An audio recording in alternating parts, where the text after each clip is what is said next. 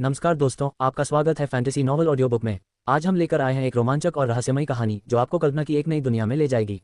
शुरू करने से पहले एक महत्वपूर्ण सूचना। इस कहानी के सभी पात्र, स्थान, घटनाएं और नाम पूर्णतः काल्पनिक हैं। इनका किसी वास्तविक व्यक्ति, स्थान या घटना से कोई संबंध नहीं है। यदि कोई समानता पाई जाती है तो वह मात्र संयोग होगी। तो बिना किसी देरी के आइए शुरू करते हैं आज की शानदार कहानी। तीर हवा में तेजी से दौड़ा, हवा की धाराएं उसके चारों ओर चक्कर लगा रही थीं। अग्नि जादूगर ने ठीक समय पर एक तरफ हट गया, तीर उसके गाल को छूते हुए जमीन में जा गिरा और संकुचित माना की गड़गड़ाहट के साथ फट गया। शूरवीर ने मौके का फायदा उठाया। उसने छलांग लगाई, उसका भाला कमजोर दीवार को चीरता हुआ निकल गया। पत्थर चटकने की आवाज के साथ ही वह पृथ्वी जादूगर की छाती की ओर बढ़ा। जादूगर लड़खड़ाकर पीछे हट गया, पूरी तरह संभलने में उसे बहुत समय लग गया। तीरंदाज ने उसे भेद दिया। उसके धनुष से एक और तीर निकला और अग्नि जादूगर के खुले हुए हिस्से की ओर तेजी से बढ़ा। उसने अपनी कलाई झटकते ही लपटें निकाली और तीर को हवा में ही जलाकर राख कर दिया। लेकिन एक क्षणिक ध्यान भटकाने के लिए काफी था। नाइट के भाले ने पृथ्वी जादूगर के कंधे को चीर दिया और एक गहरा घाव कर दिया। गुर्राते हुए पृथ्वी के जादूगर ने एक घुटने पर बैठकर अपना हाथ जमीन पर पटका। जमीन जोर से हिली और नुकीली लकीरें ऊपर की ओर उभर आईं। जमीन के हिलने से शूरवीर का हमला लड़खड़ा गया, जिससे उसका संतुलन बिगड़ गया। तीरंदाज ने अपना मौका नहीं चुका। वह पहाड़ी की चोटी पर और ऊपर की ओर घूमी और एक साथ 3 तीर निकाले। एक गहरी सांस छोड़ते हुए उसने उन्हें घातक ढंग से चलाया। 2 तीर अग्नि जादूगर की ओर तेजी से बढ़े, जबकि तीसरा तीर शूरवीर के खुले किनारे की ओर तिरछा होकर लगा। अग्नि जादूगर ने तुरंत प्रतिक्रिया दी और उसकी ओर से निकलती लेप्टो की दीवार ने उस पर हमला करने वाले दोनों को जलाकर राख कर दिया। शूरवीर ने मुड़कर अपनी ढाल से आखिरी हमले को रोक दिया, हालांकि इस झटके से उसका संतुलन बिगड़ गया। नाइट गुर्राया और फिर से आगे बढ़ा। उसने अपनी ढाल को अर्थमेज की सुरक्षा कवच पर ऐसे मारा जैसे कोई भारी हथौड़ा चला रहा हो, जिससे पत्थर चकनाचूर हो गया। मेज लड़खड़ाकर पीछे हट गया और दांत पीसते हुए देखा कि उसके कवच में दरारें पड़ गई हैं। अग्नि जादूगर ने खुले स्थान पर दबाव डाला। उसकी हथेलियों से एक धधकती हुई गेंद निकली और ढहती हुई पत्थर की दीवार से टकरा गई। इस टक्कर से एक भीषण विस्फोट हुआ, जिससे पृथ्वी जादूगर कई कदम पीछे हट गया। लेकिन तीरंदाज ने उसे घेर लिया। एक और तीर पहले से ही तैयार था। उसने तीर छोड़ा। तीर धुएं के बीच से सीटी बजाता हुआ निकला और अग्नि जादूगर को झुकने पर मजबूर कर दिया। पृथ्वी जादूगर ने जैसे तैसे संभलाकर अपना हाथ फिर से जमीन पर पटका। पत्थर की बेड़ियां जमीन से निकल आईं, शूरवीर के पैरों पर झपटी, उसे वहीं जकड़ने की कोशिश कर रही थी। लड़ाई और भी भयंकर होती गई। हर गोलीबारी से जमीन और गहरी करती जा रही थी और हवा और भी गर्म होती जा रही थी। माइकल ने अपनी आंखें सिकुड़ी। वह सब कुछ स्पष्ट रूप से देख सकता था, उनकी कमियां, उनकी खूबियां और हर संघर्ष के साथ उनके अंगों में बढ़ती थकान। उनमें से कोई भी कमजोर नहीं था, लेकिन माइकल को उनका संघर्ष लगभग अनाड़ी और अनुमान लगाने योग्य लगा। माइकल पहाड़ी की चोटी पर दुबका रहा। उसने चारों के बीच हुई झड़प को देखा। फिर हवा में झिलमिलाहट हुई। पर्वतमाला पर गर्मी की एक हल्की सी लहर दौड़ गई। आग का गोला उसके सामने प्रकट होने से ठीक आधा सेकंड पहले माइकल की सहज प्रवृत्ति जागृत हो गई। गोला चीखता हुआ उसकी ओर बढ़ा और उस पत्थर से टकराकर फट गया जहां वह दुबका हुआ था। विस्फोट से एक उथला गड्ढा बन गया और आग ढलान पर फैल गई। एक अन्य स्थान पर माइकल की आंखें सिकुड़ गईं, उनमें आश्चर्य की एक तीखी चमक दिखाई दी। तो उन्हें पता चल गया। उसे इसकी उम्मीद नहीं थी। छिपकर काम करना कभी उसकी खासियत नहीं थी, लेकिन उसने सोचा भी नहीं था कि लड़ाई के बीच में वे उसे देख लेंगे। इसका मतलब था कि उनमें से कम एक, शायद आर्चर की नजरें या फायरमेज की सूझबूझ उसकी सोच से कहीं ज्यादा तेज थी। माइकल ने अपनी आस्तीन झाड़ी। उसका चेहरा फिर से शांत हो गया। उसने मन ही मन इस बात को याद रख लिया, बाद में मैं फेड के कौशल की जांच करूंगा। शायद मैं छुपने से संबंधित कुछ सीख सकूं। नीचे चारों योद्धा अपनी स्थिति बदल चुके थे। तीरंदाज की निगाहें पहाड़ी की चोटी पर टिकी थीं, तीर पहले से ही तना हुआ था। अग्नि जादूगर की भुजाओं के चारों ओर ज्वालाएं और कसबी, उसकी नाक से धुआं निकल रहा था और वह ऊपर की ओर घूर रहा था। पृथ्वी के जादूगर ने कुछ ऐसा कहा जो माइकल को समझ नहीं आया। नाइट ने अपनी काबिलियत दिखाते हुए अपने प्रतिद्वंद्वी से नजरें नहीं हटाई। उसका ध्यान पूरी तरह से आगे की ओर केंद्रित था। ढाल ऊपर उठी हुई थी, मानो वह अपने सहयोगियों पर भरोसा कर रहा हो कि वे इस बाधा को संभाल लेंगे। माइकल ने अपना सिर थोड़ा झुकाया, उसके होंठ हल्के से मुड़े। दिलचस्प, एक और तीर हवा में सरसराता हुआ निकला। माइकल थोड़ा बगल में हट गया। तीर उसके गाल के पास से सरसराता हुआ निकला और उसके पीछे पेड़ों में गायब हो गया। उसने अपने मरे हुओं को नहीं बुलाया। जागृत करने वालों के इस समूह के खिलाफ माइकल ने अहंकारपूर्ण टिप्पणी करने से परहेज किया। माइकल ने अपना सिर पूरी तरह उनकी ओर घुमाया। उसके होठों के कोने पर हल्की सी मुस्कान थी। पहले उसने दखल देने का इरादा नहीं किया था, देखना ही काफी था। लेकिन अब जब वह सबके सामने था तो दखल देने का लालच उस पर हावी हो गया। ऐसा इसलिए नहीं था कि वह दिखावा करना चाहता था, बल्कि इसलिए कि अफसर उसके ठीक सामने खड़ा था। जब तक वह छिपकर इस युद्ध क्षेत्र की निगरानी कर रहा था, माइकल ने अपनी इंद्रियों द्वारा बताई गई बात की पुष्टि कर ली थी। इन 4 लोगों के अलावा पूरा 10 किलोमीटर का दायरा खाली था। वहां सिर्फ वे दोनों ही थे। और इससे एक विचार आया। 2 किले नष्ट होने का मतलब था 200 अतिरिक्त अकादमिक अंक। दूसरी ओर आर्चर और फायरमेज ने माइकल पर लेप डिटेक्ट का प्रयोग किया। उनके सामने नीले रंग के अक्षर चमक रहे थे। जो उन्होंने देखा उससे उनके चेहरे के भाव बदल गए। वर्ग नेक्रोमेंसर, स्तर 40। एक पल के लिए उनकी भौहें तन गईं। जादूगर अक्सर फुर्ती बढ़ाते हैं, इसलिए उसकी गति पूरी तरह से अविश्वसनीय नहीं थी। लेकिन उस स्तर ने उनके आत्मविश्वास को चूर चूर कर दिया। स्तर 40। जल्दी करो, इससे पहले कि वह किसी को बुला सके उसे खत्म कर दो। तीरंदाज ने घबराहट से भरी आवाज में चिल्लाया। माइकल हंस पड़ा। उसकी हंसी धीमी, सहज और लगभग उपहासपूर्ण थी। उसने इतनी धीमी आवाज में कुछ कहा कि दोनों को सुनाई दे सके। तुम्हारे खिलाफ मुझे तो उनकी जरूरत ही नहीं, मैं अकेला ही काफी हूँ। तीरंदाज की धनुष पर पकड़ क्रोध से कांप रही थी। अग्नि जादूगर का चेहरा लाल हो गया। दोनों में क्रोध उमड़ रहा था, लेकिन इससे पहले कि वे पलटवार कर पाते, इससे पहले कि वे उसे कोसने के लिए एक सांस भी ले पाते, उनकी दृष्टि धुंधली हो गई। प्रकाश ने उनके शरीरों को निगल लिया। नॉवल फायर नेट पर नए अध्याय प्रकाशित किए जाते हैं। उन्हें अयोग्य घोषित कर दिया गया था। माइकल ने हल्के से मुक्का मारा, लेकिन उसकी गूंज घाटी में अभी भी सुनाई दे रही थी। उसने धीरे से सांस छोड़ी और अपनी उंगलियों को एक बार ऐसे हिलाया जैसे धूल झाड़ रहा हो। पृथ्वी के जादूगर और योद्धा माइकल की नई स्थिति को देखकर स्तब्ध रह गए। जो कुछ हुआ था उसे समझते ही उनका द्वंद्व बीच में ही रुक गया। दो योद्धा पलक झपकते ही बिना किसी जादू के एक ही वार में गायब हो गए। माइकल ने अपना सिर झुकाया, उसकी आंखें शांत थीं। तो उसने नरमी से कहा, उसकी आवाज युद्ध क्षेत्र की धधकती चिंगारियों के बीच से सुनाई दे रही थी, क्या तुम दोनों मुझसे इससे भी ज्यादा मेहनत करवाओगे? नाइट का जबड़ा कस गया। उसकी ढाल ऊपर उठ गई और अब पहले से कहीं अधिक चमक उठी। पृथ्वी के जादूगर ने गुर्राते हुए कहा। उसकी पहले की नाराजगी अब उसकी आंखों में उबल रहे क्रोध के आगे फीकी पड़ गई थी। हालांकि जब दोनों ने माइकल को भी उसी स्तर पर देखा तो उनके चेहरे के भाव विकृत हो गए, लेकिन इससे पहले कि वे कोई प्रतिक्रिया कर पाते, अंधेरा उनकी दृष्टि को ढक गया और प्रकाश ने उन्हें निगल लिया। एक बार फिर मुक्कों की बौछार हो गई। कुछ ही सेकंड के भीतर माइकल ने केवल अपनी मुट्ठी से जागृत लोगों के एक समूह को खत्म कर दिया था। माइकल को यह नहीं पता था कि शून्य में मौजूद कई लोगों की निगाहें पहले से ही उसकी गतिविधियों पर थीं। उसके चुने हुए अकादमी के शिक्षक के अलावा बाकी अधिकांश लोगों को यह एहसास भी नहीं था कि वह एक जादूगर है। उन्होंने बस एक सुंदर, बलवान दिखने वाले युवक को देखा और यह जानने के लिए उत्सुक थे कि वह कहां से आया है और किस कक्षा से है। शायद अगर माइकल को पता होता कि उस पर इतनी कड़ी नजर रखी जा रही है तो उसे परवाह होती, लेकिन चूंकि उसे पता नहीं था इसलिए उसे जरा भी फिक्र नहीं थी। सच तो यह है कि अगर उसे पता भी होता तो ज्यादा से ज्यादा वह थोड़ा और शांत हो जाता। उसे पहले से ही पता था, भले ही कोई सबूत न हो, कि इस परीक्षा की निगरानी की जा रही है। दोनों किलों के जीवन स्तंभों को नष्ट करने के बाद माइकल ने बिना समय बर्बाद किए अपने किले की ओर तेजी से वापसी की। वापस लौटने पर सब कुछ सही सलामत पाकर उसने चैन की सांस ली। अपने नाम पर 300 अकादमिक अंक होने के बावजूद, हालांकि उसे अभी भी यकीन नहीं था कि यह संख्या महत्वपूर्ण मानी जाती है या नहीं, माइकल ने फैसला किया कि उसने काफी कुछ कर लिया है। अब खुद पर और अधिक दबाव डालने का कोई कारण नहीं था। आंखें बंद करके वह आराम करने के लिए पीछे की ओर झुक गया। परीक्षा के इस दौर को अंत तक चलने देने में संतुष्ट था। माइकल के किले से ज्यादा दूर नहीं, लेकिन फिर भी उसकी वर्तमान समझ से काफी बाहर 3 आकृतियां जंगल से होकर गुजर रही थीं। आगे वाले ने लाल रंग का चोगा पहना हुआ था, उसके पीछे वाले दोनों ने नीले रंग के वस्त्र पहने हुए थे। उनकी निगाहें बार बार लाल चोगा पहने युवक की ओर श्रद्धा और सम्मान के भाव से घूम रही थीं। अगर माइकल वहां होता तो वह उस चेहरे को तुरंत पहचान लेता। ब्रान, उसका पूर्व सहपाठी, अहंकार और उदासीनता के बीच झूलते भावों के साथ आगे बढ़ा। उसकी नजरें उसकी संवेदन सीमा के अदृश्य विस्तार पर टिकी हुई थीं। यह पहले ही लगभग 5 किलोमीटर तक फैल चुका था, जो कि लेवल 36 के अवेकने के लिए एक चौंका देने वाला कारनामा था। यहाँ तक कि एक जादूगर के लिए भी, जिसकी इंद्रियां अक्सर अन्य वर्गों की तुलना में तेजी से फैलती हैं, यह अत्यधिक था। लेकिन ब्रान साधारण नहीं था। अपने जागरण समारोह से पहले ही उन्होंने 2 पेशेवर रास्ते सुरक्षित कर लिए थे। जब जागरण का दिन आया और दूसरों को लगा कि उन्होंने केवल 2 वर्गों को ही जागृत किया है, तब ब्रान ने वास्तव में 3 वर्गों को जागृत किया था। अग्नि जादूगर, पवन जादूगर, शूरवीर। हालांकि यह एक ऐसा रहस्य था जिसे ब्रान और उसके पिता ने गुप्त रखा था। अलौकिक जगत के लिए दोहरी श्रेणी के अवेकनेस पहले से ही दानव थे। उनकी स्तर वृद्धि धीमी थी, लेकिन बहुमुखी प्रतिभा और गुणों में वृद्धि का उनका अपार लाभ हर चीज पर भारी पड़ता था। लेकिन ब्रान इससे भी आगे बढ़ गया था। 3 क्लास का मतलब था 3 एडवांसमेंट मिशन, 3 गुना ज्यादा स्टेट्स में बढ़ोतरी, 3 गुना मजबूत बुनियाद जिसके बारे में दूसरे सिर्फ सपने ही देख सकते थे। प्रत्येक स्तर पर उसे 12 मूल गुण अंक मिलते थे, 4 अग्नि से, 4 वायु से, 2 नाइट से और 2 मानव होने से। ये प्रत्येक वर्ग द्वारा दिए गए प्राकृतिक स्टेट बोनस को ध्यान में रखने से पहले की बात थी। कुछ उपलब्धियों को रणनीतिक रूप से विलंबित करके वह बाद में जबरदस्त वृद्धि हासिल कर सकता था। यदि वह इसके विपरीत विकल्प चुनता तो भी वह रैंक 1 के शुरुआती चरणों में अपने प्रतिद्वंद्वियों को आसानी से हरा सकता था। जिस तरह माइकल पिछले दिन दूसरे दौर में बुरी तरह घायल हो गया था, वह अकेला नहीं था। ब्रान भी ऐसा ही था। जल्द ही ब्रान और उसके 2 अनुयायियों को एक नहीं बल्कि 2 नष्ट हो चुके किलों के खंडहर मिले।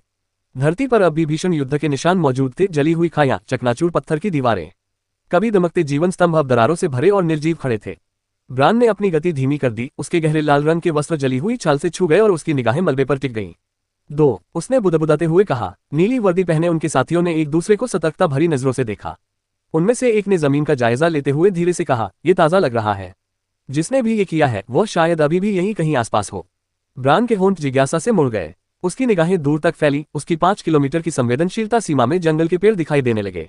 ये बात समझ से परे है, दूसरे साथी ने सिर हिलाते हुए कहा। 2 किले इतने पास पास थे और दोनों एक के बाद एक नष्ट हो गए। अगर वे आपस में लड़े भी होते तो एक पक्ष तो बच जाता।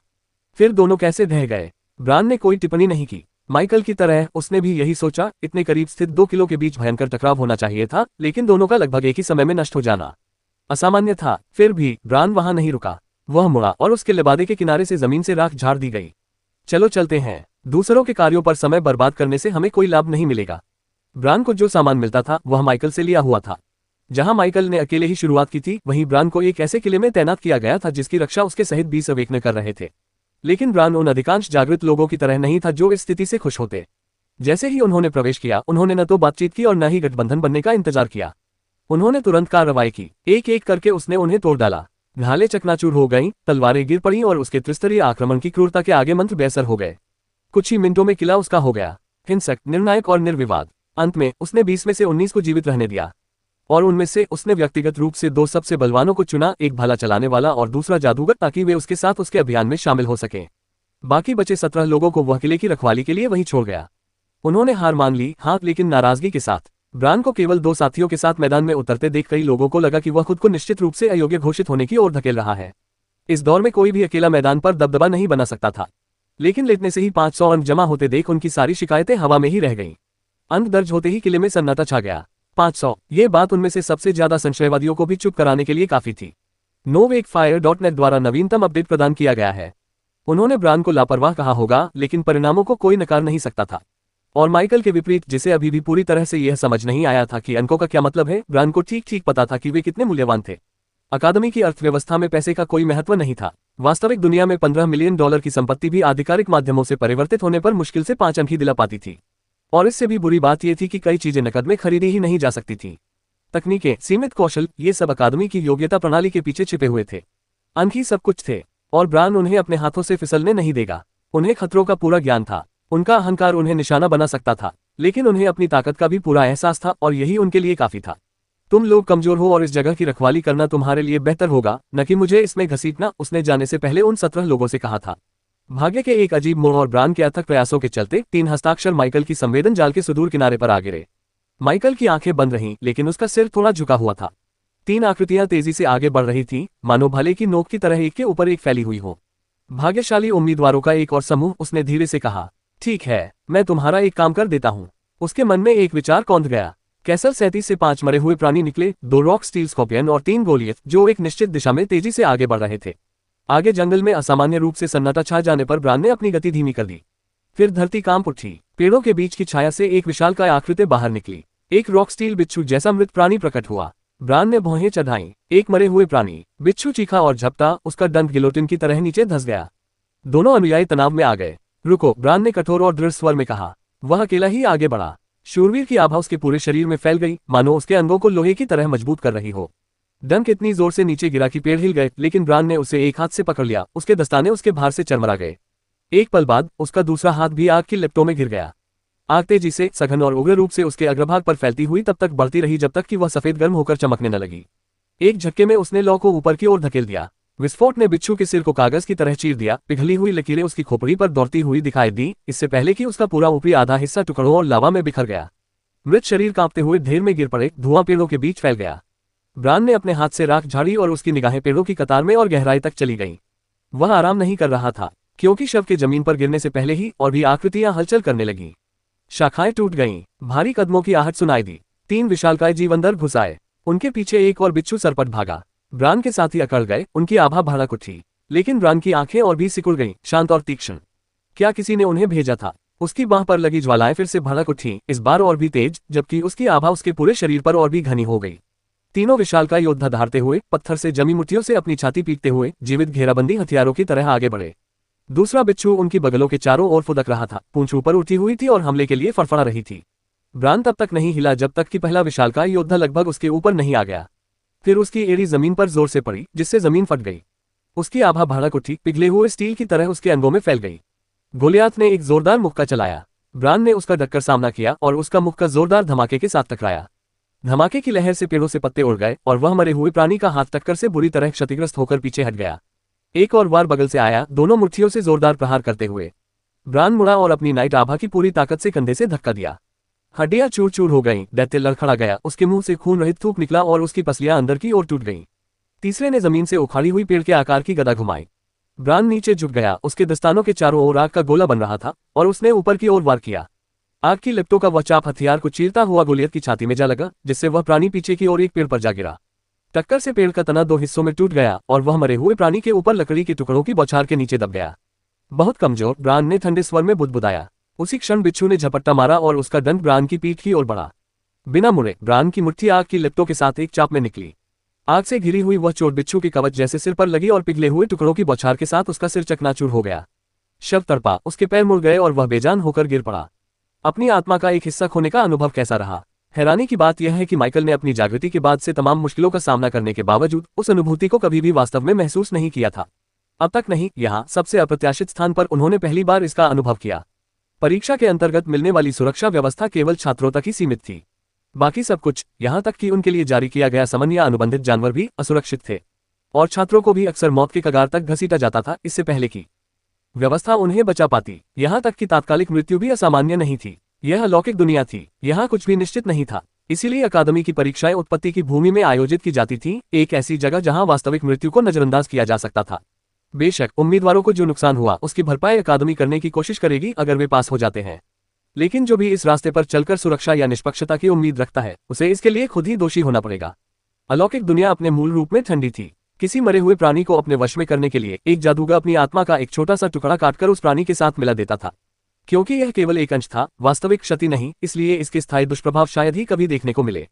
N0 वे फायर नेट। दरअसल इसके फायदे भी थे, चूंकि उनकी आत्माएं एक दूसरे से जुड़ी होती थीं, इसलिए जादूगर अक्सर अपने अनुयायियों के माध्यम से अधिक शक्तिशाली हो जाते थे। लेकिन यही बंधन इसे खोने को इतना खतरनाक बना देता था। ऐसा होने पर व्यक्ति को घोर विरोध का सामना करना पड़ता था। अधिक से अधिक यह उन्हें कुछ क्षणों के लिए कमजोर कर सकता है। सबसे बुरी स्थिति में यह उन्हें पूरी तरह से अपंग कर सकता है। बहुत कुछ उस मरे हुए प्राणी की ताकत पर निर्भर करता था। एक कमजोर सेवक की मृत्यु से शायद ही कोई फर्क पड़ता था, लेकिन जितना ताकतवर मरे हुए प्राणी होते थे उतना ही गहरा घाव रह जाता था। बहुत सारे मरे हुए प्राणियों को खोना, चाहे वे कमजोर ही क्यों न हो, एक जादूगर को धीरे धीरे खत्म कर सकता था। एक जादूगर और उसके मरे हुए प्राणियों के बीच का संबंध एक रस्सी की तरह काम करता था। यदि रस्सी पर कई हल्की वस्तुएं थीं, इस मामले में कमजोर मृत आत्माएं, तो तनाव न्यूनतम था। वे आत्मा को हल्का सा खींचते थे, लेकिन दबाव नगण्य था। लेकिन भारी वस्तुएं, अधिक शक्तिशाली मृत आत्माएं अलग थीं। जितना अधिक भार वे वहन करते थे, रस्सी उतनी ही अधिक खींचती, घिसती और आपस में उलझती जाती थी। आत्मा भी इससे अछूती नहीं थी। इसीलिए जादूगरों को चेतावनी दी जाती थी कि वे अपने स्तर से 2 रैंक ऊपर के किसी भी मरे हुए प्राणी को कभी भी बांधकर न रखें। ऐसा मौका मिलना तो वैसे भी दुर्लभ था, और अगर मिलता भी तो खतरा बहुत बड़ा होता था। आत्मा हर अलौकिक प्राणी का आधार थी, और जो भी इसे खतरे में डालता था वह जीवन के लिए ही खतरा था। माइकल जैसा व्यक्ति भी, जिसकी आत्मा असाधारण रूप से शक्तिशाली थी, अपनी वर्तमान अवस्था में 4थे दर्जे के मरे हुए प्राणी को बांधने का साहस नहीं करेगा। मरे हुए प्राणी की शक्ति उसके स्वामी से जितनी अधिक होगी, बंधन उतना ही कमजोर होगा और उसे आज्ञाकारी बनाने पर उतना ही कष्ट सहना पड़ेगा। रस्सी का उदाहरण बिल्कुल सटीक बैठता है। बहुत अधिक भार ढोने वाली रस्सी या तो टूट जाएगी या फिर कसकर मुड़ जाएगी और खुद को जकड़े रखने की बेताब कोशिश में खुद को ही जकड़ लेगी। यही हाल उन जादूगरों का हुआ जिन्होंने अपनी हद पार कर दी। कुछ जादूगर केवल अपने पद के बराबर ही बड़ी संख्या में मरे हुओं को वश में कर सकते थे। किसी अधिक शक्तिशाली प्राणी को वश में करने के लिए उन्हें अक्सर अतिरिक्त भार वहन करने के लिए अपने अनुबंध क्षेत्र का बड़ा हिस्सा खाली करना पड़ता था। इसका विपरीत भी सच था, कुछ जानबूझकर संख्या की बलि देते थे और इसके बजाय कम लेकिन अधिक शक्तिशाली मरे हुओं पर ध्यान केंद्रित करते थे। ये गतिशीलता जादूगरों के 3 व्यापक मूल रूपों से भी जुड़ी हुई थी: होर्ड टाइप, कमांडर टाइप और स्पेशलिस्ट टाइप। कमांडर नेक्रोमेंसर्स उच्च कोटि के मरे हुओं के एक छोटे समूह पर ध्यान केंद्रित करते थे और प्रत्येक सदस्य की शक्ति और क्षमता को महत्व देते थे। उनके लिए गुणवत्ता हमेशा संख्या से अधिक महत्वपूर्ण थी। जैसे जैसे वे पद में आगे बढ़ते थे, उनकी सेनाएं नियंत्रित प्रगति के एक सख्त चक्र में मजबूत होती जाती थीं। इस प्रकार के सैनिक अपने मरे हुओं के पद और जाति के प्रति अत्यंत सतर्क रहते थे और सावधानीपूर्वक चुने गए मानकों से शायद ही कभी विचलित होते थे। इसके विपरीत होर्ड नेक्रोमेंसर्स अपनी भारी संख्या पर निर्भर थे। वे लाशों की लहर की तरह अपने दुश्मनों को कुचल देते थे। वे जल्द से जल्द अपने अनुबंध स्लॉट भर लेते थे। उनकी रणनीति कुलीन लड़ाकों के बजाय अंतहीन झुंडों पर आधारित थी। जैसे जैसे उनका पद बढ़ता गया, उनके मरे हुए सैनिकों की गुणवत्ता स्वाभाविक रूप से बेहतर होती गई, लेकिन उनकी असली ताकत हमेशा संख्या में ही निहित थी। अंत में विशेषज्ञ नेक्रोमेंसर थे। इनका ध्यान पद या संख्या पर नहीं, बल्कि प्रकारों पर केंद्रित था। वे मरे हुओं की विशेष श्रेणियां चुनते थे: जानवर, हत्यारे, जादूगर या अन्य, और केवल उन्हीं के इर्द गिर्द अपनी महारत को निखारते थे। एक तरह से उन्हें कमांडर टाइप का एक शिथिल रूप माना जा सकता है, लेकिन उनकी आवश्यकताएं कहीं कम कठोर थीं, जिससे उन्हें अपनी सेनाओं को विकसित करने के तरीके में अधिक लचीलापन मिलता था। अनुबंध स्लॉट इस बात का माप नहीं थे कि कोई कितने मरे हुओं को नियंत्रित करना चाहता है, बल्कि यह उनकी आत्मा की क्षमता को दर्शाता था। समान रैंक और उससे नीचे के मरे हुओं को अनुबंधित करके वह कितना भार सहन कर सकती है। यहाँ तक कि 200 अनुबंध स्लॉट वाला रैंक 2 का नेक्रोमेंसर भी 200 रैंक 3 के मरे हुओं को नियंत्रित करने की उम्मीद नहीं कर सकता था। केवल माइकल जैसा व्यक्ति ही अपनी अनूठी प्रतिभा के बल पर, जो उसे अपने मरे हुए साथियों के विकास के साथ साथ और अधिक शक्तिशाली बनने की क्षमता प्रदान करती थी, इन नियमों को तोड़ सकता था। उसके लिए उसकी सेना का विकास रस्सी को कमजोर करने के बजाय उसे और मजबूत करता था। हालांकि जागृति चाहने वालों के लिए दुनिया एक खेल जैसी दिखती थी, लेकिन ये केवल दिखावे के लिए था। वास्तव में यह कोई खेल नहीं था। खेल के तर्क को वास्तविक जीवन पर लागू नहीं किया जा सकता था। गेम में कॉन्ट्रैक्ट स्लॉट मरे हुए लोगों के स्तर को नजरअंदाज कर सकते हैं। वास्तविकता इससे कहीं अधिक कठोर थी। माइकल को जो झटका लगा वह मानो आंखों पर हथौड़ा मारने जैसा था, एक तेज चीर देने वाला सिरदर्द जिससे दुनिया हिल गई। उसका शरीर कांप उठा, सांसें उथली हो गईं। संभलने से पहले ही दूसरा वार हुआ। एक और मरे हुए व्यक्ति का पतन हो गया। दूसरे झटके ने उसे बुरी तरह से प्रभावित किया, जिससे उसका चक्कर आना दोगुना हो गया और उसकी दृष्टि के किनारों पर काले धब्बे नाचने लगे। हालांकि ऐसा पहले कभी उसके साथ नहीं हुआ था, फिर भी माइकल सहज रूप से समझ गया। उसके 2 मरे हुए साथी मर गए थे। स्तब्ध होकर उसने अपना ध्यान अपने पैनल पर केंद्रित किया। उसके अनुबंध के 2 स्लॉट कम हो गए थे। सौभाग्य से ये स्थायी नहीं था। उसके मन का खालीपन समय के साथ भर जाएगा। बेशक सही परिस्थितियों में खोया हुआ व्यक्ति स्थायी भी हो सकता था। अगर विरोध और भी तीव्र होता तो वह उन पदों को हमेशा के लिए खो सकता था। उत्पत्ति की भूमि में ही सबसे बुरे हालातों से बचा जा सकता था। यहाँ शरीर और आत्मा पानी में परछाई की तरह थे। दर्द रिस सकता था, लेकिन बहुत हल्का। अगर यही घटना बाहर वास्तविक दुनिया में हुई होती तो नुकसान कहीं ज्यादा गहरा होता। अब भी भले ही इस लोक में उसके शरीर पर हुए आघात ने उसे विकृत कर दिया था, लेकिन उत्पत्ति लोक से परे माइकल के वास्तविक शरीर को इसका केवल एक अंशी महसूस हुआ। 1/4 पीड़ा। लेकिन माइकल के लिए यह समझने के लिए इतना ही काफी था कि उसके मरे हुए साथी सचमुच मर चुके हैं। बंधन टूट चुका था। इसके बाद माइकल को जो महसूस हुआ वह था गुस्सा। इसका कुछ हिस्सा उसके मरे हुए साथियों के नुकसान के लिए था, लेकिन अगर वह सच कह रहा होता तो यह वह बात नहीं थी जो उसे सबसे ज्यादा परेशान कर रही थी। वह उन खास बुर्गों के करीब नहीं था। उसे असल में जो तकलीफ हो रही थी वह कुछ और ही थी। विकास अंक। उसकी वर्तमान अवस्था में 2 मरे हुए प्राणियों का मतलब था कम से कम 250 अंक गायब हो जाना पलक झपकते ही। एक मरे हुए प्राणी को इतनी राशि जमा करने में कम से कम आधा साल लगता था, और इसके नीचे दर्जनों अन्य कुंठाएं उबल रही थीं। माइकल का शरीर जहां बैठा था वहां से धुंधला सा दिखने लगा, क्रोध गति में परिवर्तित हो रहा था। दूसरी ओर ब्रान अपने बढ़ते अनुभवों के साथ हल्की मुस्कान बिखेर रहा था। तभी अचानक उसकी इंद्रियों में एक बदलाव आया और उसका चेहरा गंभीर हो गया। बिना किसी झिझक के उसने बगल की ओर गोली चलाई। उनके दोनों साथी इतने भाग्यशाली नहीं थे। यह प्रहार भाले की अत्यधिक लंबाई के समान था, जो अकल्पनीय गति से वार कर रहा था। तीसरे दर्जे के प्राणी के बराबर बल और 3 सितारा असाधारण श्रेणी के भाले के प्रहार के सामने उनके नीले वस्त्र मानो कागज के समान थे। उन्हें प्रतिक्रिया करने का समय भी नहीं मिला और उनके शरीर चूर चूर हो गए। उत्पत्ति की भूमि में उनका जीवन समाप्त हो गया। माइकल के हमले के बाद के परिणाम बिजली की कड़क की तरह दूर दूर तक फैल गए।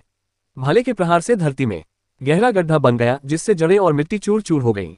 लगभग 12 मीटर के दायरे में मौजूद पेड़ चकनाचूर हो गए। उनके तने बेतरतीब ढंग से टूटकर गिर पड़े, मानो किसी तूफान की चपेट में आ गए हों। माइकल ने कोई कसर नहीं छोड़ी थी, न केवल उसके क्रोध के कारण बल्कि इसलिए भी कि यहाँ उत्पत्ति की भूमि के भीतर मृत्यु लगभग कभी भी वास्तविक मृत्यु नहीं थी। जहां तक इस बात का सवाल है कि क्या इससे उसे परेशानी होगी। उसे कैसे पता चलता कि वह चोगा सर्वशक्तिमान नहीं था। आखिरकार इस जगह पर ऐसा कुछ भी नहीं था जो उसके मरे हुए लोगों को वास्तविक मृत्यु से बचा सके। माइकल की निगाहें खंडहर हो चुके मैदान पर घूमी, और जब उनकी नजर अपने सामने खड़े अकेले व्यक्ति पर पड़ी तो उनकी भौहें और भी गहरी हो गईं। Bran, Michael. उनके होठों से उनके नाम लोहे की तरह निकले, जबड़े भींचे हुए थे, कोई भी 1 इंच भी पीछे नहीं हटा। दोनों में से किसी ने भी दूसरे को यहाँ देखने की उम्मीद नहीं की थी। फिर भी जैसे ही यह विचार मन में बैठा, ये स्पष्ट हो गया कि यदि उनमें से एक यहाँ हो सकता है तो निश्चित रूप से दूसरा भी हो सकता है। यह एहसास एक पल में आया और चला गया, मानो बिना बोले ही वे सहमत हो गए हों। दोनों आदमी एक साथ आगे बढ़े। उनका हमला पल भर में ही खत्म हो गया। टकराव के कारण जमीन फट गई, हवा धूल और मलबे की लहर के साथ बाहर की ओर फैल गई, और फिर जितनी तेजी से दोनों ने खुद को आगे बढ़ाया था उससे भी तेज गति से उनमें से एक वापस उड़ गया। ब्रान का शरीर खून की बौछार के साथ जमीन पर घिसकता हुआ गिरा। उसकी आंखें अविश्वास से चौड़ी हो गईं, उसके चेहरे पर बसा आत्मविश्वास आखिरकार टूट गया। माइकल हाथ में भाला लिए दृढ़ता से खड़ा था, उसकी निगाहें ठंडी थीं। माइकल की भाले पर पकड़ और मजबूत हो गई। उसका वार निर्णायक था, उसने जरा भी संकोच नहीं किया था। फिर भी ब्रान जिंदा था, घायल जरूर था लेकिन जिंदा था। माइकल की आंखें सिकुड़ गईं। उसका शरीर कितना मजबूत है। दूसरी ओर ब्रान लड़खड़ाते हुए खड़ा हुआ और अपने मुंह से खून पोंछने लगा। उसकी निगाहें माइकल पर टिकी थीं, अविश्वास से भरी हुई।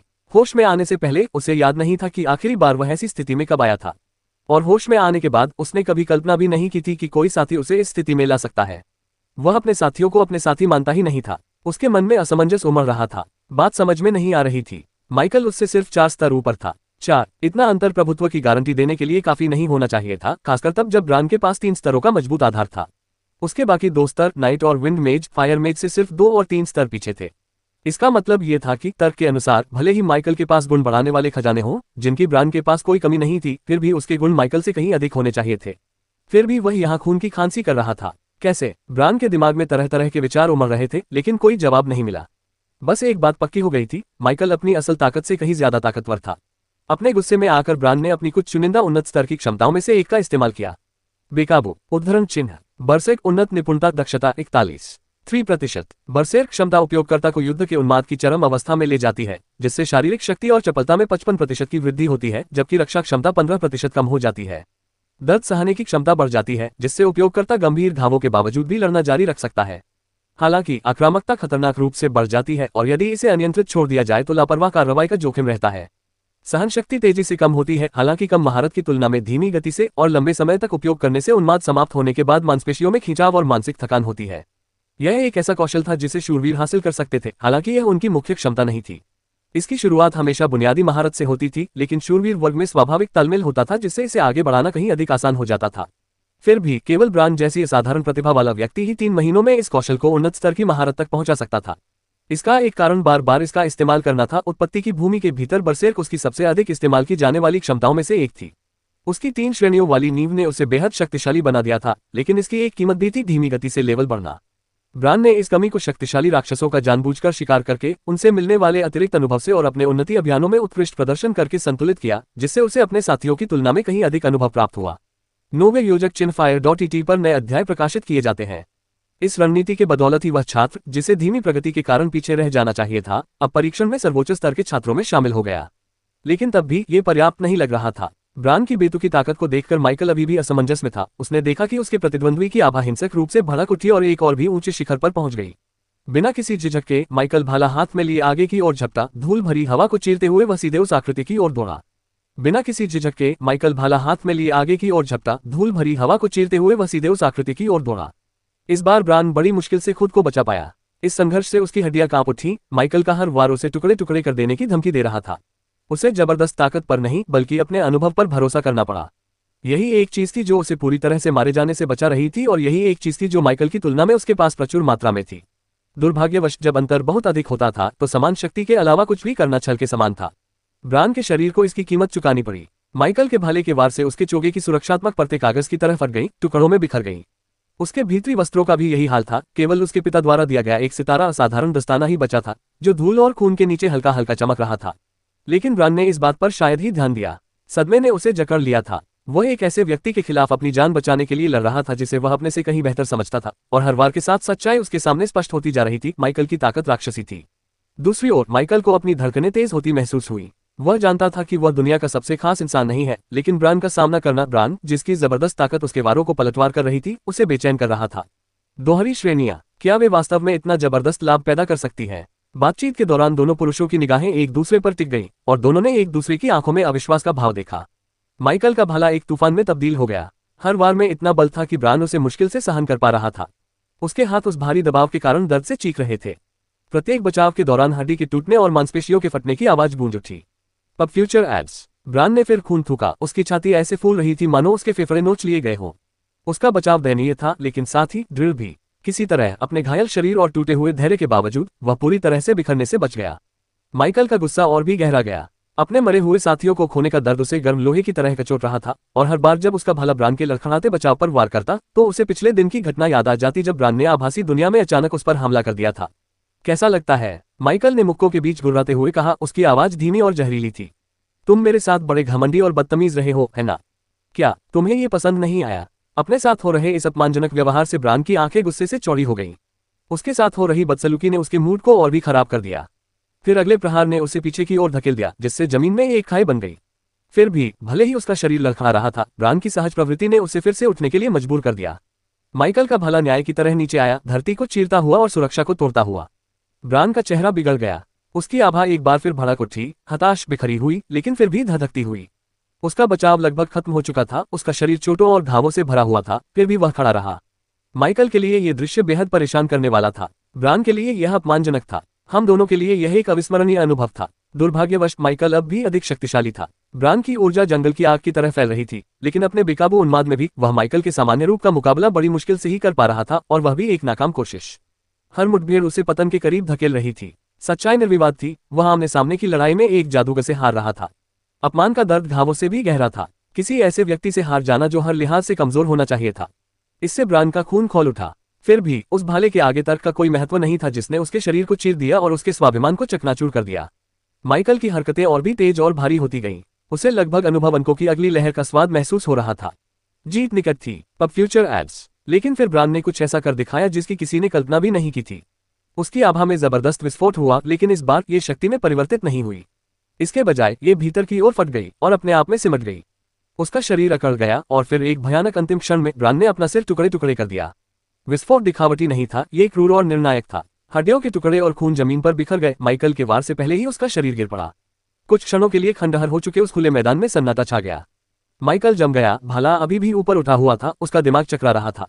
उसे प्रतिरोध की उम्मीद थी, किसी और हताशा भरे कौशल की, शायद अंतिम तुरुप के पत्ते की भी।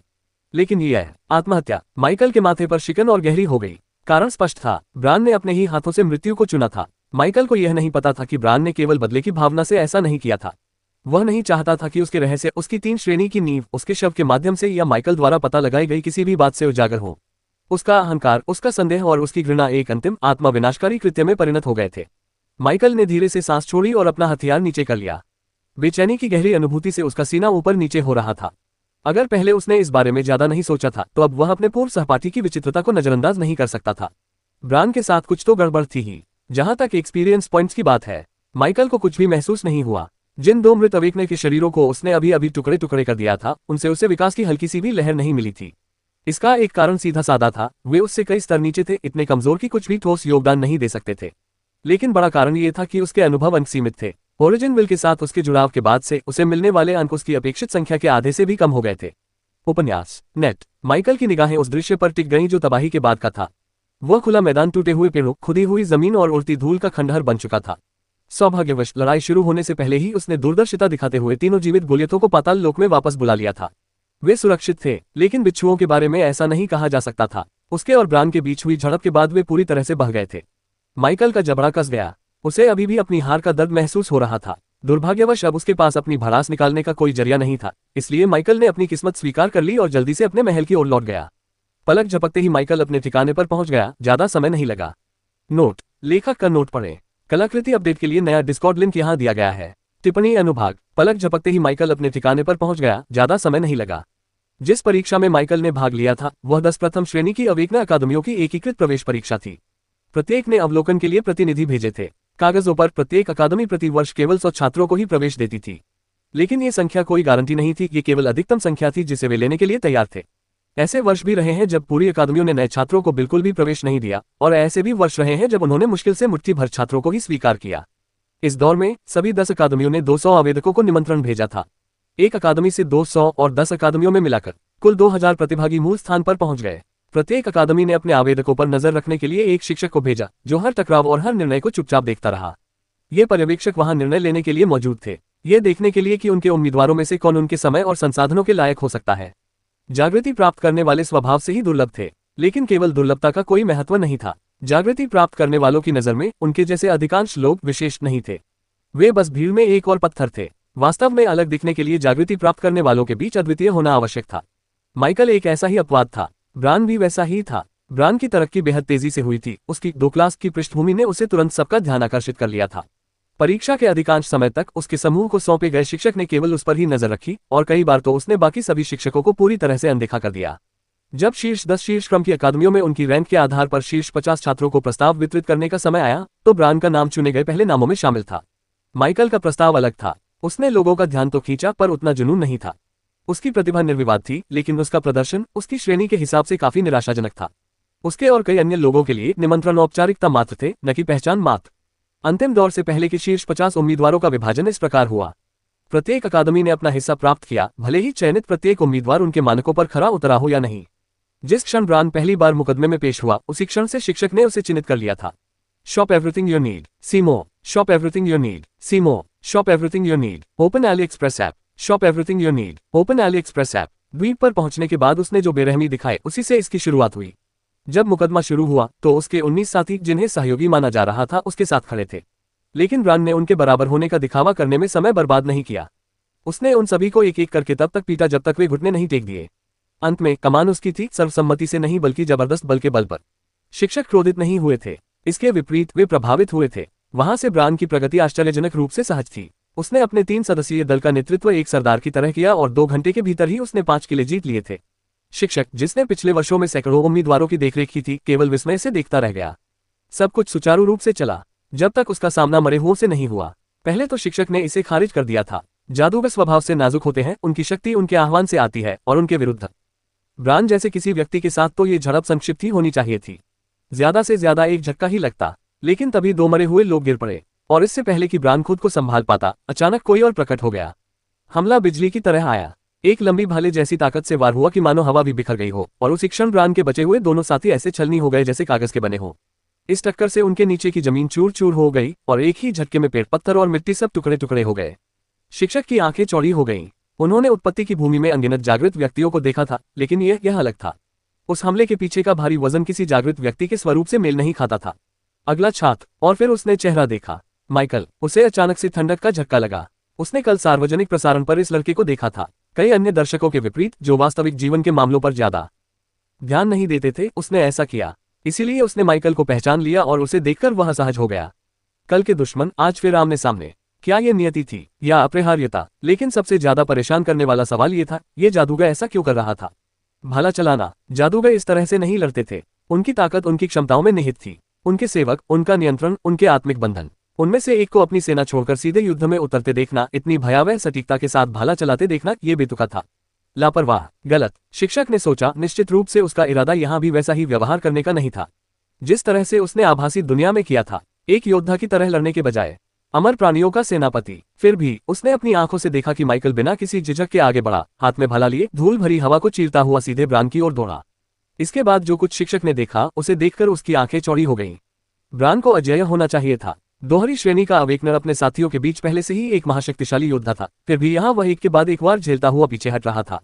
उसका दस्ताना टूट गया, उसके वस्त्र छलनी हो गए, हर वार के साथ खून बह रहा था, और फिर भी वह जादूगर आगे बढ़ता रहा। कैसे? शिक्षक के मन में विचारों का तांता लग गया। ब्रान की ताकत निर्विवाद थी, यहाँ तक कि अपनी अकादमी के प्रतिभाशाली छात्रों के बीच भी वह श्रेष्ठ स्थान पा सकता था। फिर भी यह जादूगर उसे आमने सामने की लड़ाई में सीधे सीधे हरा रहा था। यह विरोधाभास चौंकाने वाला था, और यह सिर्फ टकराव ही नहीं था। इसकी ताकत इन 2 अनुभवहीन छात्रों से निकलने वाली भीषण मारक क्षमता न सिर्फ उनके साथियों को बल्कि अकादमियों के कई सहायक शिक्षकों को भी स्तब्ध कर सकती थी। हर प्रहार से हवा कांप उठी, उनके पैरों तले जमीन खिसक गई और झटके किसी अनुभवी योद्धा के प्रहार की तरह दूर तक फैल गए। शिक्षक के चेहरे के भाव हर बातचीत के साथ और भी अजीब होते गए। ये दोनों कौन है? उसने धीमी आवाज में बुदबुदाया। ये शब्द उसके मुंह से निकल गए इससे पहले कि उसे इसका एहसास होता। ब्रान की दोहरी श्रेणी की पृष्ठभूमि कभी उसकी प्रतिभा का पुख्ता सबूत लगती थी, लेकिन माइकल के सामने उसका मुश्किल से टिक पाना उस यकीन को चकनाचूर कर गया। और माइकल क्यों? कैसे? एक जादूगर को तो अपने मरे हुओं के पीछे दफन हो जाना चाहिए। नए अध्याय N0 वेलफायर नेट पर प्रकाशित होते हैं। शिक्षक का गला सूख गया। अगर इस साल अकादमियों में प्रवेश करने वाली प्रतिभाओं का स्तर यही रहा तो 10 साल तक उचित पालन पोषण के बाद वे क्या बनेंगे? और इससे भी अधिक महत्वपूर्ण बात यह है कि अगर ये दोनों कभी फिर से दुश्मन बन गए तो क्या होगा? वास्तविक दुनिया में इसके परिणामस्वरूप कौन कौन सी आपदाएं आएंगी? तारांकन। अगला शीर्षक, अचानक मिशन में बदलाव से मची अफरा तफरी, महल 37 को नष्ट करे। लेखक द्वारा पूरी तरह से क्लिकबैट शैतानी हंसी। माइकल और ब्रान के बीच हुए इस टकराव को नजरअंदाज नहीं किया गया। उनका टकराव इतना उग्र, इतना शोरगुल वाला और इतना विनाशकारी हो गया था कि जब शिक्षक द्वीप के ऊपर से विहंगम दृश्य देख रहे थे तो इसे नजरअंदाज करना असंभव था। 10 में से 9 पर्यवेक्षक प्रशिक्षक एक ही निष्कर्ष पर पहुंचे, परीक्षा की स्थिरता के लिए माइकल को हटाना आवश्यक था। केवल एक व्यक्ति की राय अलग थी, वही शिक्षक जो उस अकादमी के शिक्षक थे जिसमें माइकल ने शामिल होने का फैसला किया था। उनके लिए यह कोई खतरा नहीं बल्कि एक अवसर था। अपने शक्तिशाली सैनिकों की बदौलत माइकल अपनी रक्षा पंक्ति को मजबूत कर सकता था और अपनी असाधारण युद्ध क्षमता से आक्रमण करते हुए इस परीक्षा को अपने लिए एक निर्णायक मंच में बदल सकता था। पूरे द्वीप पर विजय प्राप्त करते हुए अपने किले को मजबूत करना, विरोधियों को कुचलना और लगातार आक्रमण करते हुए अंत हासिल करना। अपने वर्तमान स्तर पर उसके सामने टिकने की क्षमता शायद ही किसी के पास थी। माइकल के उसी अकादमी में जाने वाले अन्य छात्रों से टकराव की संभावना के बारे में शिक्षक को इसकी जरा भी परवाह नहीं थी। प्रथम श्रेणी की अकादमी में गुणवत्ता संख्या से कहीं अधिक महत्वपूर्ण थी। एक असाधारण छात्र 100 छात्रों से कहीं अधिक मूल्यवान था। साधारण लोगों की तरह यही कठोर मानदंड था जिसने उनकी अकादमी को शीर्ष पर बनाए रखा। छोटे संस्थानों के विपरीत उन्होंने संख्या के भरोसे जुआ नहीं खेला। लेकिन जिस बात ने उसे हैरान कर दिया वह थी माइकल की ताकत का स्रोत। एक जादूगर के लिए उसकी युद्ध शक्ति तर्क से परे थी। ऐसा नहीं लग रहा था कि उसने अपनी जाति की बुनियाद को छोड़कर खुद को कमजोर कर लिया हो। फिर भी इस स्तर की शक्ति का होना असंभव सा लग रहा था। शिक्षक के विचार उन एकमात्र स्पष्टीकरणों की ओर चले गए जो उपयुक्त प्रतीत होते थे। या तो माइकल के पास कोई छिपी हुई प्रतिभा थी जिसे उसने प्रकट नहीं किया, या फिर उसके पास शरीर को मजबूत बनाने की एक दुर्लभ और भयावह प्रतिभा थी। दोनों ही संभावनाएं माइकल को अधिकांश उम्मीदवारों से ऊपर रखती थीं। दोनों ही बातें उन्हें बाकी सभी उम्मीदवारों से कहीं अधिक योग्य साबित करने के लिए पर्याप्त थीं। जब इतने अधिकार प्राप्त परीक्षक इस तरह के विचार बनाते हैं तो क्या होता है? शायद यह मामूली बात लगी हो, लेकिन उत्पत्ति की भूमि पर शासन करने वाली शक्ति के तहत उनके इरादों का बहुत महत्व था। इतना कि मुकदमे का स्वरूप ही बदल गया। शुरुआत में जागृत लोगों को दिया गया कार्य सरल था, अपने किलों की रक्षा करना। अब फ्यूचर एड्स अंततः अंत तक जीवित रहना ही उत्तीर्ण होने का वास्तविक मानदंड माना जाता था। भले ही कोई दूसरे के किले को नष्ट कर दे, लेकिन उसके बाद अपनी रक्षा बनाए रखना ही सही उत्तीर्णता का प्रतीक था। यह प्रणाली इसी संतुलन को दर्शाती थी। लेकिन जब शिक्षकों की इच्छा में बदलाव आया तो परीक्षा में भी बदलाव आ गया। नो वे फायर एट द्वीप पर एक हलचल सी दौड़ गई। 1000 से अधिक प्रतिभागी स्तब्ध रह गए क्योंकि उनके पैनल झिलमिला रहे थे और उनके सामने लिखा पाठ स्वयं को नया रूप दे रहा था। आंखें, किले 37 को नष्ट करें। उद्देश्य, 1 घंटे के भीतर कैसल 37 को नष्ट करना। पुरस्कार, 60 मिलियन अनुभव अंक, 5 लेवल अप और सभी आंकड़ों में जोड़ 4 विशेषतांक। जब अवेकनर ने अपने पैनलों को हिलते हुए देखा तो वे बेहद हैरान रह गए। उन्हें तो कैसल 37 के बारे में पता भी नहीं था और अब उन्हें इसे नष्ट करने का आदेश दिया गया था। लेकिन असली झटका उद्देश्य से नहीं बल्कि इनाम से लगा। 60 मिलियन अनुभव अंक, 5 लेवल अप, सभी एट्रीब्यूट पॉइंट्स के लिए 40 मुफ्त अंक। द्वीप मानो थमसा गया था। जागृति चाहने वाले स्वभाव से लालची थे, ये सच था, लेकिन लालच उन्हें मूर्ख नहीं बनाता था। ऐसे पुरस्कार के लिए खतरा भी उतना ही भयावह होना चाहिए था। पैनल मानो चीख चीख कर कह रहा था, सावधान। उन्हें यह नहीं पता था कि यह पहले से ही सिस्टम की एक बाधा थी। मिशन में माइकल का नाम सीधे तौर पर नहीं लिया गया था। उन्हें उसे खत्म करने के लिए नहीं कहा गया था, केवल उसके महल को चिन्हित किया गया था। अगर ऐसा ना होता, अगर निशाना खुद माइकल होता तो इनाम इतना बड़ा होता कि तीसरे दर्जे के जागृत लोगों को भी लुभाने के लिए काफी होता। लेकिन व्यवस्था वह जानती थी जो उनमें से अधिकांश नहीं जानते थे। वह माइकल की ताकत को जानती थी और इसलिए इनाम उसके खिलाफ तय किया गया था। छात्रों के बीच हलचल जंगल की आग की तरह फैल गई। कुछ छात्र चुपचाप अपने पैनलों को घूरते रहे, कोशिश करने की भी इच्छा नहीं रखते थे। वहीं कुछ अन्य छात्र भूखी, उत्तेजित निगाहों से एक दूसरे को देख रहे थे और पहले से ही कैसल 37 पर पहुंचने की योजना बना रहे थे। तभी कुछ लोगों को एक महत्वपूर्ण बात का एहसास हुआ। यह मिशन किसी एक प्रतिभागी तक सीमित नहीं था। कितने भी जागृत व्यक्ति इसे स्वीकार कर सकते थे और यदि 1 घंटे के भीतर महल 37 पर कब्जा हो जाता तो स्वीकार करने वाले सभी लोगों को पुरस्कार मिलता, चाहे उन्होंने जी जान से लड़ाई लड़ी हो या केवल सही समय पर उपस्थित हुए हों। यह एहसास बिजली की तरह फैल गया। एक पल के लिए द्वीप में सन्नाटा छा गया। जहां कभी अराजकता का माहौल था वहां एक अजीब गहरी शांति छा गई। कुछ ही क्षणों बाद 10 शिक्षकों की निगाहों के सामने, जिन्होंने इस विचित्र बदलाव को देखा तो था लेकिन अभी तक इसका कारण नहीं समझ पाए थे, एक बेहद अजीब दृश्य सामने आया। छात्रों के बड़े बड़े समूह एक ही दिशा में बढ़ने लगे। वे न तो बिखरे हुए किलों की ओर जा रहे थे, न ही एक दूसरे का पीछा कर रहे थे, बल्कि एक रहस्यमय एकता में एक साथ अभिसरित हो रहे थे। उनका गंतव्य स्पष्ट था, महल 37। जाहिर तौर पर सिस्टम ने सुविधा के लिए एक नक्शा भी उपलब्ध कराया था। जागृति चाहने वाले लालची थे। पैनल ने उन्हें एक ही झटके में महीनों, शायद सालों की उन्नति का वादा किया था। 5 स्तर, दर्जनों गुण और उससे कहीं अधिक अनुभव। इतने कम समय में कमाई करने का सपना तो अधिकतर लोग ही देख सकते हैं। इसका मतलब यह नहीं था कि वे लापरवाह थे। छोड़ने से बचने के लिए, स्वयं असुरक्षित महसूस करते हुए, कई लोगों ने अपने किलों की रक्षा के लिए रक्षकों को पीछे छोड़ दिया। लेकिन उनकी अधिकांश सेना का क्या हुआ? वे माइकल की ओर बढ़ गए। ज्वार की तरह बने रहो। माइकल की बात करें तो वह अपने महल के अंदर वापस आ चुका था। उसके चेहरे पर गहरी शिकन आ गई क्योंकि उसने अपने सामने लटके हुए 2 पैनलों को 100वीं बार की तरह फिर से पढ़ा। पहली बार पढ़ें। उद्देश्य, अपने किले की रक्षा करें। उद्देश्य, 1 घंटे तक अपने किले की रक्षा करें। पुरस्कार, सभी विशेषताओं में जोड़ 3 की वृद्धि, 2 बार लेवल अप, जोड़ 4 निःशुल्क विशेषतांक। दूसरा, क्वेस्ट, अवज्ञा। उद्देश्य, द्वीप पर स्थित कम से कम 30% किलो को 1 वर्ष के भीतर नष्ट करना। घंटा, पुरस्कार, सभी विशेषताओं में जोड़ 5 की वृद्धि, 4 बार लेवल अप, जोड़ 5 निःशुल्क विशेषतांक। अनुभव अंक कहीं भी दर्ज नहीं थे। अजीब बात यह थी कि माइकल को इससे थोड़ी राहत मिली, हालांकि इससे उसका मूड ठीक नहीं हुआ। 2 सवाल उसे परेशान कर रहे थे। पहला, उसे अपने किले की रक्षा क्यों करनी पड़ रही थी? उस पर हमला कौन कर रहा था? और दूसरा, क्या उसे खुद अपने हाथों से ही इस लड़ाई को खत्म करना था? द्वेष, ऐसा ही महसूस हो रहा था मानो पूरी दुनिया ही साजिश रच रही हो उसके खिलाफ। लेकिन माइकल एक जागृतिवादी था और जागृतिवादी लालची होते थे। ताकत, वह भी अपवाद नहीं था, खासकर तब जब ऐसा लग रहा था कि दोनों अनुरोध स्वीकार किए जा सकते हैं। इसके साथ ही द्वेष, ऐसा ही महसूस हो रहा था मानो पूरी दुनिया उसके खिलाफ साजिश रच रही हो। लेकिन माइकल एक जागृतिवादी था और जागृतिवादी शक्ति के लालची होते हैं। वह भी इसका अपवाद नहीं था, विशेषकर तब जब ऐसा लग रहा था कि दोनों अनुरोधों को एक साथ स्वीकार किया जा सकता है। हालांकि मन में अभी भी असमंजस था, माइकल ने देखा कि दोनों में से किसी भी कार्य में विफलता का दंड नहीं था। इसी बात ने उसके लिए चुनाव करना आसान बना दिया।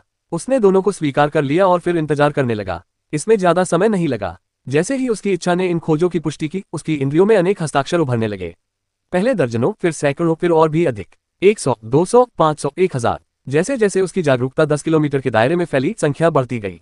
1000 से अधिक छात्र उसके स्थान से 5 किलोमीटर दूर इकट्ठा हो रहे थे और उसके दायरे में और भी हस्ताक्षर दिखाई देने लगे। फिर भी किसी ने भी बहुत करीब आने की हिम्मत नहीं की। वे वहीं रुके रहे, चक्कर लगाते रहे, मानो किसी चीज का इंतजार कर रहे हों। माइकल की आंखें सिकुड़ गईं। वह मूर्ख नहीं था, अब उसे समझ आ गया था कि सिस्टम ने उसे ऐसे मिशन क्यों दिए थे, भले ही इसका मूल कारण अभी भी उससे छिपा हुआ था। उसके सीने में बेचैनी तो उठी, लेकिन घबराहट कभी नहीं हुई। इसके बजाय उसने गहरी सांस ली, अपनी आवाज में इतनी शक्ति भर दी कि वह पूरे देश में गरज की तरह गूंज उठी। चूंकि आप पहले से ही यहाँ हैं, माइकल की आवाज कुछ देर तक गूंजती रही। किलोमीटर, आओ और मेरा सामना करो। क्यों छिप रहे हो? माइकल की आवाज पेड़ों की चोटियों पर ऐसे गूंजी जैसे कोई घंटी बज रही हो, मानो उसमें गजब की ऊर्जा भरी हो। सैकड़ों जागृत लोग सहम गए। उनके दिल की धड़कनें तेज हो गईं। क्या वह निशाना था? किसी ने फुसफुसाते हुए कहा। इतनी दूर से उसे हमारी आहट कैसे लगी? दूसरे ने फुसफुसाते हुए कहा। हम तो 5 किलोमीटर दूर ही रहे। बेचैनी की एक लहर फैल गई। कई लोगों के लिए झटका केवल शब्दों की तीव्रता ही नहीं थी, बल्कि आवाज ही थी।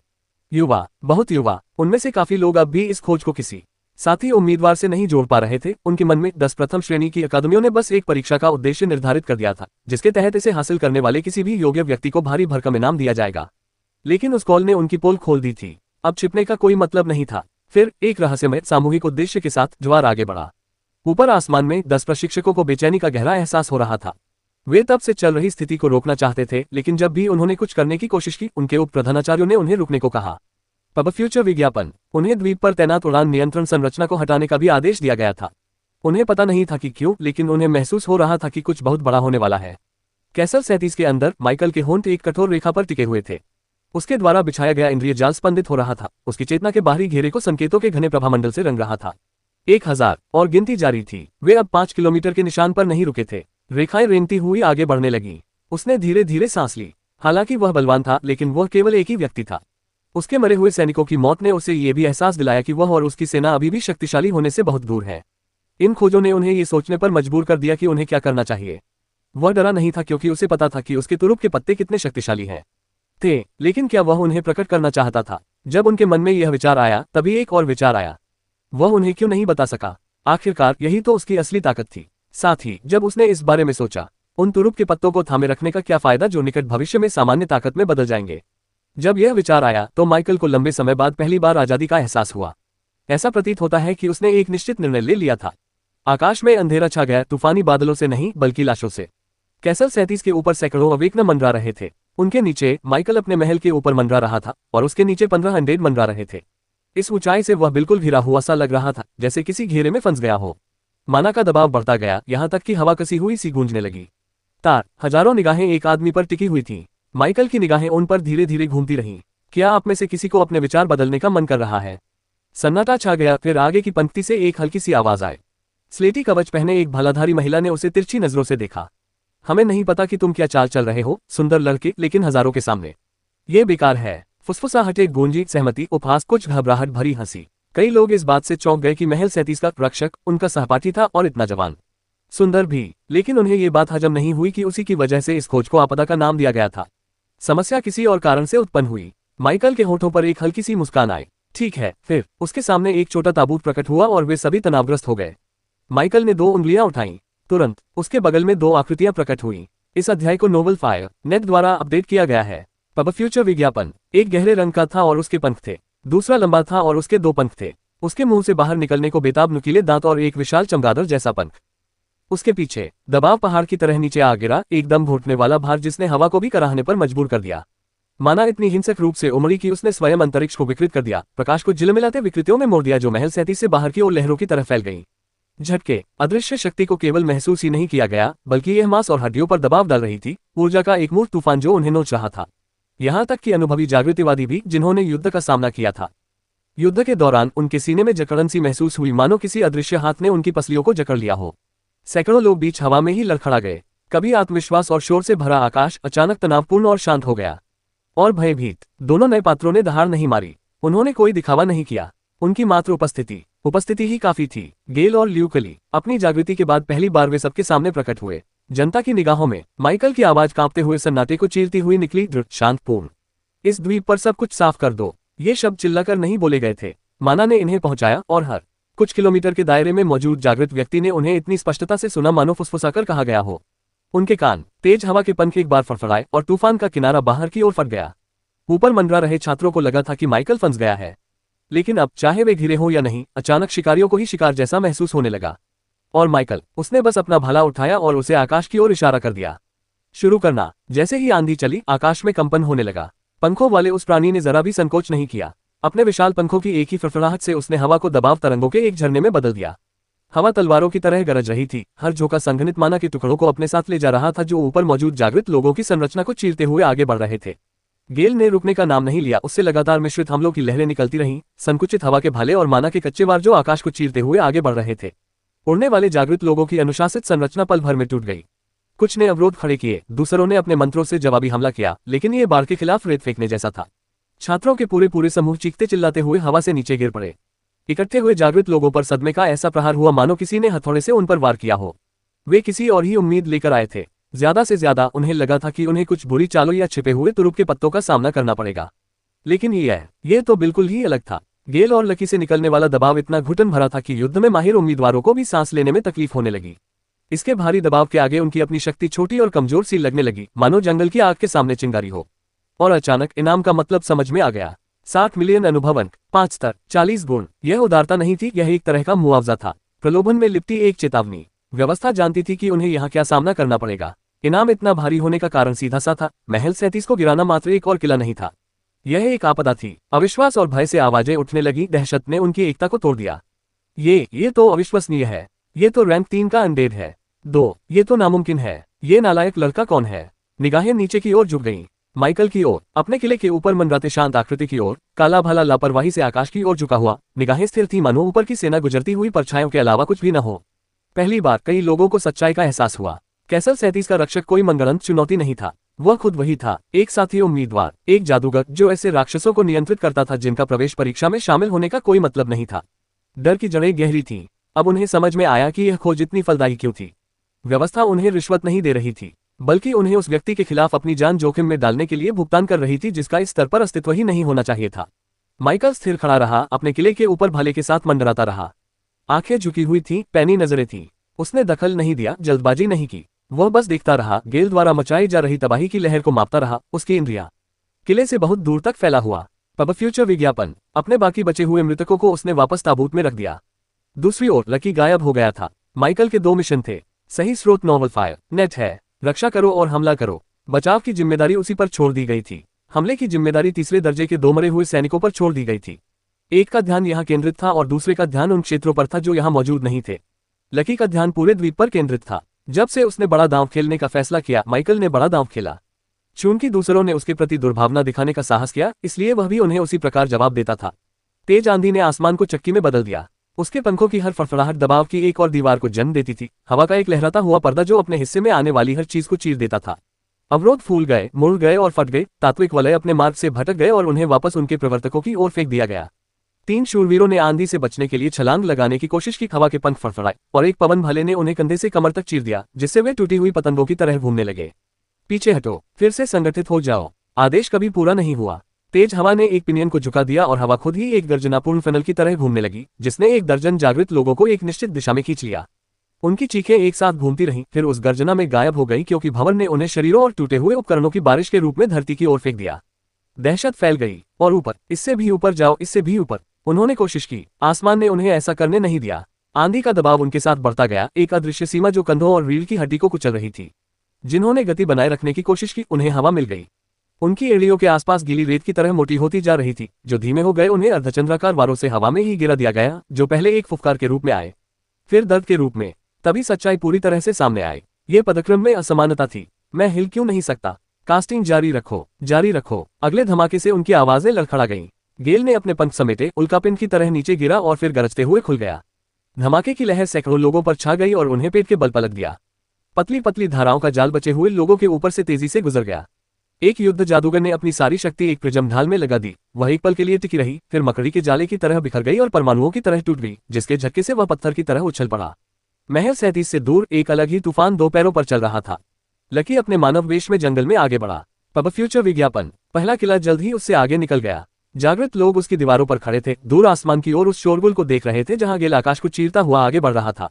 जो चला जाता है। लकी ने राहत की सांस छोड़ी। उसके मुख से हरी लौ एक चिकनी अटूट चादर की तरह बह निकली। न कोई गर्जना, न कोई नाटकीयता, बस एक शांत लहर जो पत्थर, धातु और शरीर को समान रूप से छू रही थी। आग तेज नहीं जल रही थी, वो गलत तरीके से जल रही थी, दरारों और छिद्रों में रिस रही थी, कवच के नीचे तरल रात की तरह रेंग रही थी। चीखते हुए लोग लड़खड़ाए, अपने गले पकड़े और धुआं उगलने लगे। 3 पलों के भीतर ही किला खाली हो गया। एक और किला, 3 रखवाले, 5, 7। द्वीप के ऊपर के शून्य में 10 आकृतियां आकाश को बिखरते हुए देख रही थी। गेल का दबाव, लकी की हरी आग। शिक्षकों ने दूरी के कारण मौन महसूस किया, फिर भी इतना गहरा प्रभाव महसूस किया कि वे उनकी अस्थियां धड़कती हैं। उनमें से 9 एकदम स्थिर हो गए। हमें उसे चुनना चाहिए था। धिक्कार है, लानत है। ऊपर आकाश में 9 शिक्षक धीमी आवाज में अपशब्द बोल रहे थे। एक अच्छा, उनमें से कई, यदि सभी नहीं तो, को बाहर निकालने के चयन से कोई लेना देना नहीं था। पिछले दौर के अंतिम 50 खिलाड़ियों में से अकादमी एक खिलाड़ी को भेजेगी की पेशकश। लेकिन अब कैसल 37 को देखते हुए वे ये सोचने से खुद को रोक नहीं पाए, आखिर कौन इतना अंधा था कि उसने माइकल को लावारिस छोड़ दिया। विराउंड सेज, प्रथम श्रेणी की अकादमी, जिसका प्रस्ताव माइकल को मिला था, स्वीकृत एकमात्र अपवाद के रूप में खड़ा था। शिक्षक के होंठ मुड़ गए। शांत संतुष्टि, उसकी आंखें चमक रही थीं। शिक्षक के लिए यह असीम सौभाग्य था। संसार में एक सर्वमान्य सत्य है, बलवान और बलवान होता जाता है। और इस स्तर पर माइकल की नींव, जो पहले से ही 2 शिक्षकों के संयुक्त स्तर के बराबर है, जब वह शिखर पर पहुंचेगा तो वह क्या बन जाएगा। इससे सिर्फ माइकल को ही फायदा नहीं होगा। जब तक वह अपनी अकादमी को कुछ वापस देने लायक मजबूत हो जाएगा, तब तक वेराउंड भी उसकी तरक्की का आनंद उठाएगा। ये कहावत शिक्षक के दिल में एक मंत्र की तरह गूंज रही थी। जब गृहिणी का उत्थान होता है तो उसकी मुर्गियां भी उसका अनुसरण करती हैं।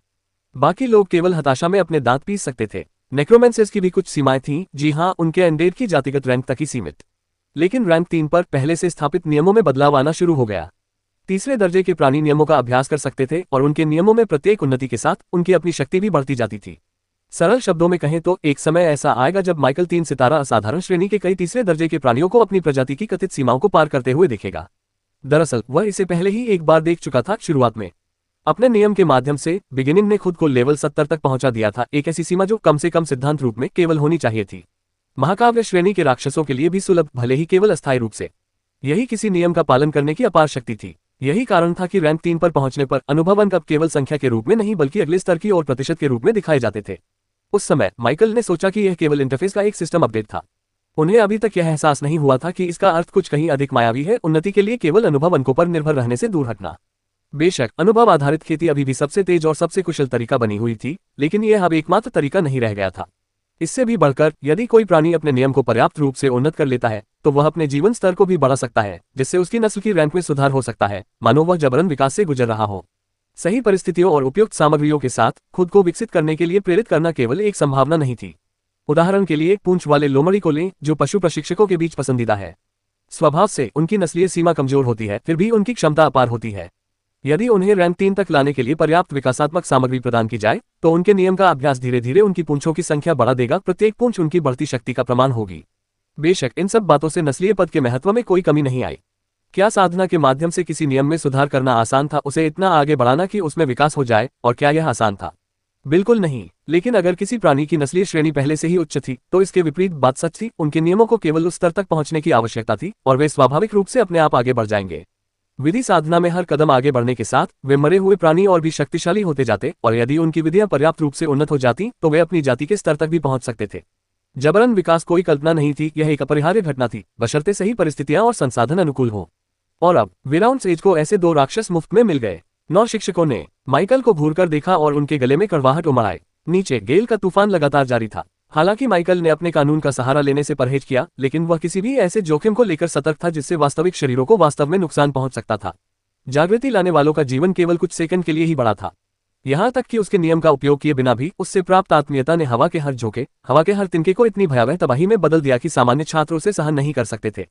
गेल लगातार दुश्मनों को मार रहा था। दूसरी ओर लकी शांत प्रतीत हो रहा था। कारण सीधा साधा था, वह एक परिचित था। एक किले के ऊपर मंडराते हुए लकी ने अपना सिर झुकाया और उसकी निगाहें किले के द्वार के सामने खड़ी अकेली लड़की पर टिक गईं।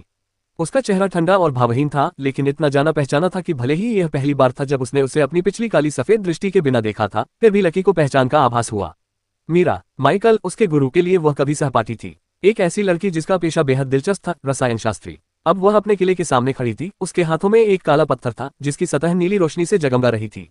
एक निर्माण पत्थर। माइकल की तरह मीरा भी शुरुआत में बदकिस्मत रही थी। उसे एक ऐसी स्थिति में डाल दिया गया था।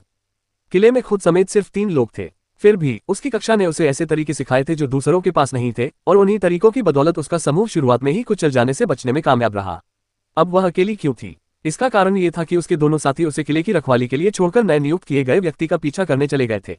बाकी के साथ क्वेस्ट भी शामिल है। बाकियों की तरह मीरा ने भी उस खोज को कभी किसी दूसरे प्रतिभागी से नहीं जोड़ा था। उसने कभी कल्पना भी नहीं की थी कि यह किसी ऐसे व्यक्ति से जुड़ी होगी जिसे वह जानती हो। और उसके सामने खड़ा ये ठंडा सा दिखने वाला व्यक्ति जो इंसानी वेश में था, उस लकी से बिल्कुल अलग था जिसे उसने कभी देखा था।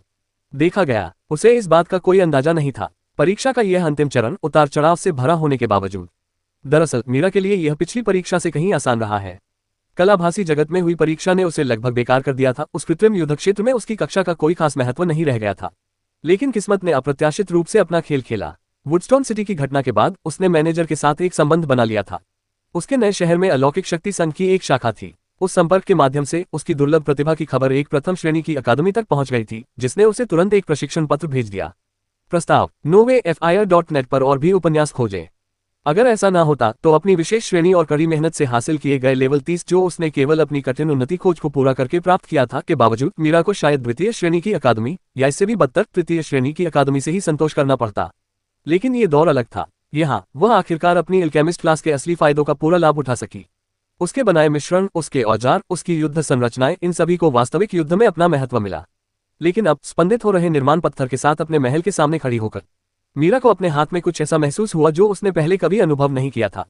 वुडस्टोन शहर में घटी राक्षसी अलौकिक घटना। उसे निराशा महसूस हुई क्योंकि उसके किले के ऊपर मनराती आकृति कोई साधारण नहीं थी। प्रतिद्वंद्वी